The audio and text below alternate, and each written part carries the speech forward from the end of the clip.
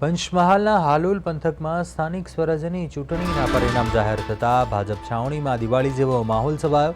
24 તાલુકા પંચાયત 5 જિલ્લા પંચાયત બેઠકો માટે યોજાયેલી ચૂંટણીમાં ભાજપે વિરોધ પક્ષોના સુપડા સાફ કરી નાખ્યા। વિજયી ઉમેદવારોએ ઢોલ નગારા ગુલાલની ચોળો વચ્ચે જીતની ભવ્ય ઉજવણી કરી। હાલોલ તાલુકા પંચાયતની ચૂંટણીમાં ભાજપે શરૂઆતથી જ દબદબો જાળવી રાખ્યો। કુલ 24 બેઠકોમાંથી 3 બેઠકો અગાઉ બિનહરીફ જાહેર થઈ હતી, જ્યારે બાકીની બેઠકો ઉપર પણ ભાજપના ઉમેદવારોએ જંગી સરસાઈથી જીત મેળવી।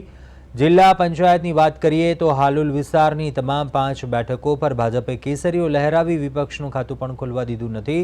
આ ચૂંટણીમાં સૌથી મોટો ઉલટફેર બાસ્કા તાલુકા પંચાયત બેઠક પર જોવા મળ્યો કે જ્યાં આપના ઉમેદવારે ભાજપ અને કોંગ્રેસને પરાજય આપી વિજય મેળવ્યો। જોકે સમગ્ર રીતે ભાજપની સત્તા અકબંધ રહી છે।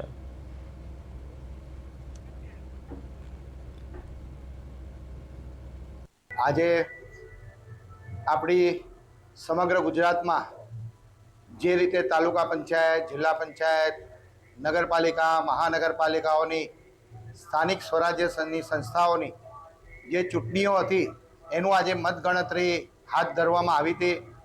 એમાં હાલોલ વિધાનસભા મત વિસ્તારમાં હાલોલ, જાંબુઘોડા, ઘોગંબા આ તમામ વિસ્તારમાં તાલુકા પંચાયત, જિલ્લા પંચાયતમાં ભારતીય જનતા પાર્ટીએ ભવ્ય જીત મેળવી છે અને બધા જ આદરણીય મતદારોએ ભારતીય જનતા પાર્ટીને આશીર્વાદ આપ્યા છે। હાલોલ વિધાનસભા મત વિસ્તારમાં કોંગ્રેસ કે ઝાડુના સુપડા સાફ થઈ ગયા છે।